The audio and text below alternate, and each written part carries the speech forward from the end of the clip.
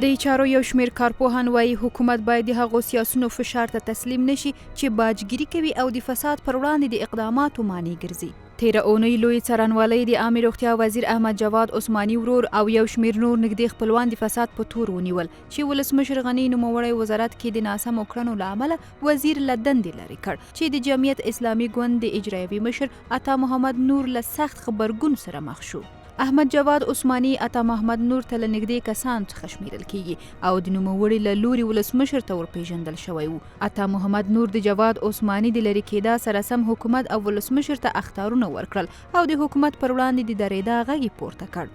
این هم یک پاسخ است که ما تا دیروز هیچ نوع در مورد حکومت موقت و انتقال فکر هم نکرده بودیم.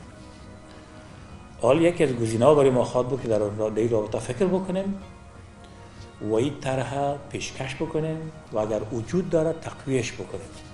2 کاله مخکې هم چې ولسمشر غني د بلخ لپاره نوی والي وټاکه او عطا محمد نور له دندې لرې کړ، نوموړی د ولایت د خوشي کولو څخه انکار وکړ، خو د ولسمشرۍ ټاکنو پر مهال بیرته د دولت ساز ټیم سره یوځای شو. امیدوار هستم که به فکر ملت شوند. اونجا کودک‌ها قتل عام بشه، خانم‌ها و خواهرای ما در هنگام زایمان به شهادت میرسه. وحشی ترین عمل غیر انسانی صورت میگیره و ما به فکر هستیم که چگونه چوکی در کجا خیراتی برای ما میرسه. ای کاش که برای نمی بودیم که خیرات نمیتلبسیم. خوشحال کسی که برش خیرات میده. د چارو یو شمیر کارپوهان وایي د فساد پر وړاندې اقدامات حکومت ته حیاتي ارزښت لري او باید په دې برخه کې د یو شمیر سیاسونو اخطارونو ته هم اهمیت ورنه کړي. دوی وایي افغانستان سره د نړیوالو د مرستو یو مهم شرط د فساد او مفسدینو پر وړاندې مبارزه ده او حکومت په دې برخه کې ښه روان دی چې نږدې مثال د بې کفایتۍ له امله د عامه روغتیا د وزیر احمد جواد عثماني له دندې لرې کول دي.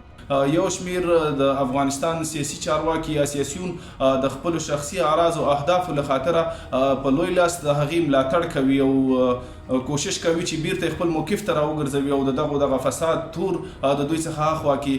نو زموږ عموما د ولسي او خلکو څخه دغه غوښتنه ده چې دغه شانت خلکو ملاتړ ونه کړي او د حکومت سره په دغه برخه کې همکار اوسېږي تر څو دغه فساد باندې کوم تورن خلک چې د دې مخه ونیسو.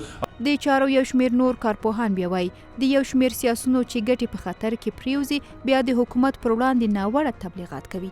دوی وایي عطا محمد نور تیر کال عبدالله ته د غاښونو د ایستلو اخطار ورکاو او د ولسمشر غني ملګری شوی و، خو د فساد پر وړاندې د حکومت کړنو سره یو ځل بیا د ولسمشر خلاف خبرې کوي. کله چې دولت د فساد پر ضد مبارزه کوي یو شمیر سیاسون د خپلې سیاسي دوکاندارۍ په خاطر باندې د دولت خلاف غږ پورته کوي. دغه څه موده وړاندې چې دولت د روغتیا وزیر له دندې ګوښه کړ، عطا محمد نور یو ځل بیا د دولت په خلاف غږ پورته کړ. دولت که د فساد پر ضد مبارزه کوي نو د سیاسیونو د تبلیغاتو تر فشار لاندې د نه راځي او د خپلې مبارزې ته د دوام ورکړي.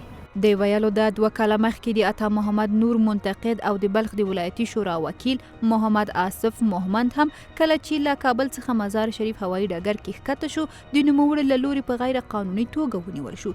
تشدد پرې وشو چې آن یو غوږ هم خوړل شوی و.